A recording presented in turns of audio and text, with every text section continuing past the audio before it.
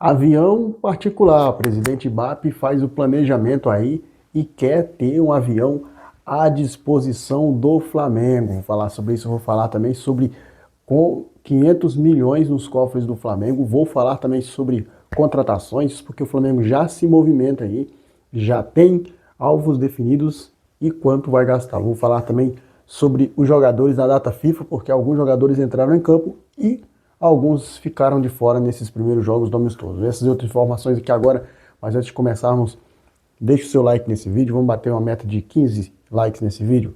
Bora, se inscreva, acione o sino das notificações e compartilhe. Bem, nação, vamos começar o vídeo aí já falando sobre a data FIFA, isso porque o Flamengo teve 7 jogadores convocados para essa data FIFA. De La Cruz, Danilo, Carrascal, Léo Pereira, Arrascaeta, Varela e Gonçalo Plata.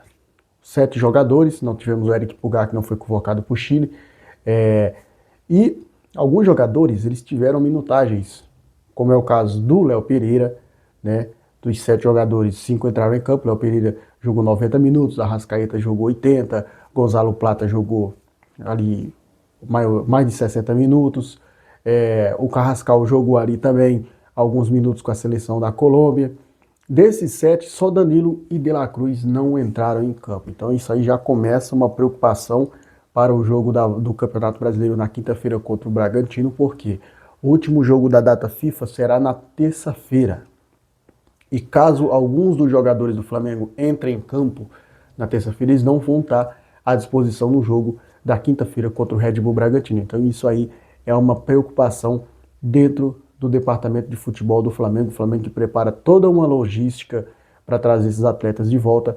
Mas a verdade, meus amigos, é que a data FIFA atrapalha não só o Flamengo, mas sim a todos os jogadores. A gente teve também o Palmeiras aí, que não teve nenhum jogador, né, brasileiro convocado, mas tivemos 8 gringos convocados. Então, Flamengo e Palmeiras ali sempre prejudicados pela data FIFA, né, meus amigos? Mudando de assunto, agora falando sobre dinheiro nos cofres do Flamengo, é isso porque o Flamengo já faturou aí, vai faturar até o final do ano mais de 500 milhões de reais com patrocínios, né? O Flamengo que fechou aí o patrocínio do Banco Nação, que é o Banco BRB de Brasília, por 42 milhões de reais. Tem a GAC Motor, né, que vai pagar o Flamengo aí cerca de 42 milhões de reais também. Também tem a Amendoim, né?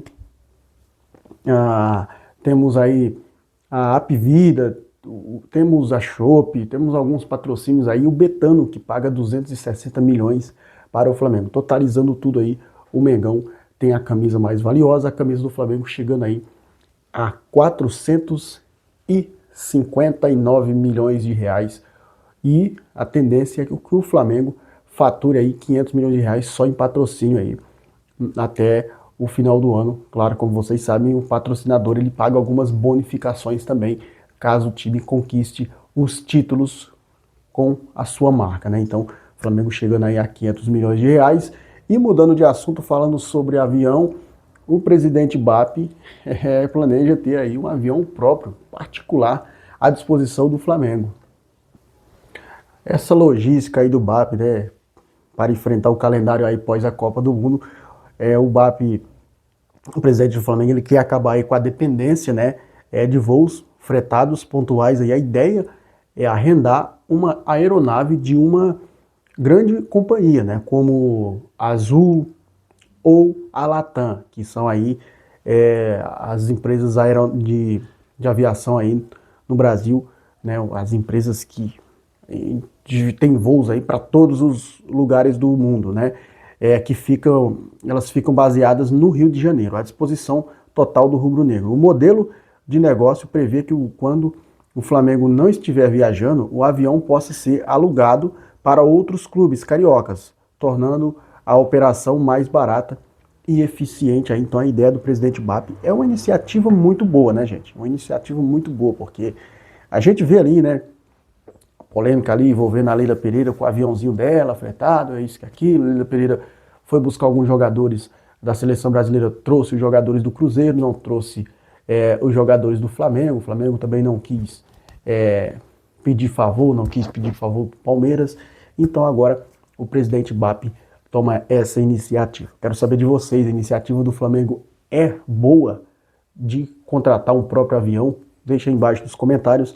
Saindo da aeronave do BAP, antes da gente falar sobre contratações, vamos falar sobre saída. Isso porque Everton Cebolinha, ele perdeu espaço aí com o técnico Leonardo Jardim, com a chegada do Leonardo Jardim, né?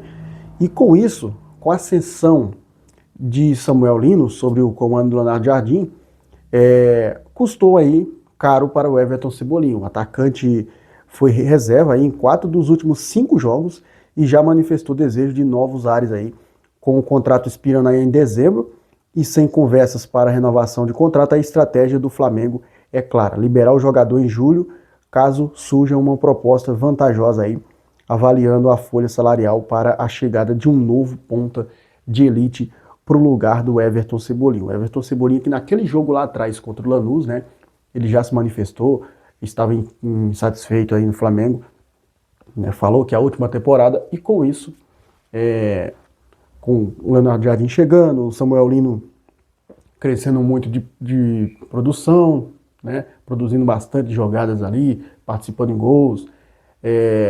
Então o Everton Cebolinha hoje, ele ficou ali meio que para trás. Então a ideia do Flamengo é negociar o jogador caso chegue uma proposta boa aí, né?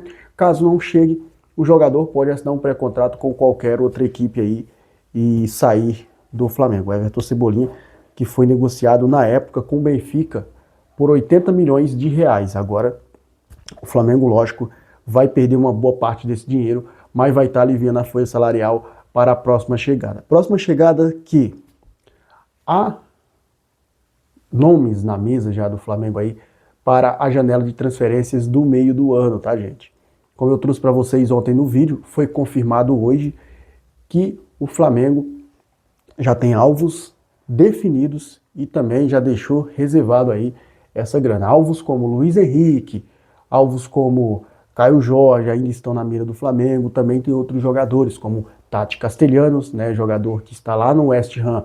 Porém, o West Ham está dentro da zona de rebaixamento hoje. Se o campeonato inglês acabasse hoje, o West Ham seria rebaixado, ficaria atrás do Tottenham, tá? E o West Ham seria rebaixado para a segunda divisão.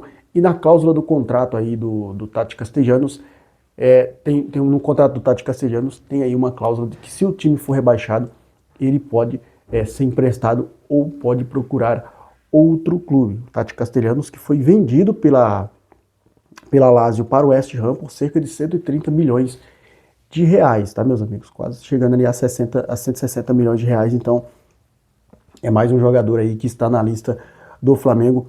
E o Flamengo também tem outra carência, segundo informações do Bruno Andrade da ESPN Brasil, além do atacante e um ponta, o Flamengo também pretende contratar um lateral esquerdo ali, visando que o Alexandro, é o último ano de contrato do Alexandro também, e o jogador já não vem fisicamente rendendo tudo aquilo que se espera dele, então o Flamengo vai procurar um lateral esquerdo. Nomes como Matheus Bidu, foi especulado aí, só que o Corinthians negou qualquer possibilidade de negociar o Bidu.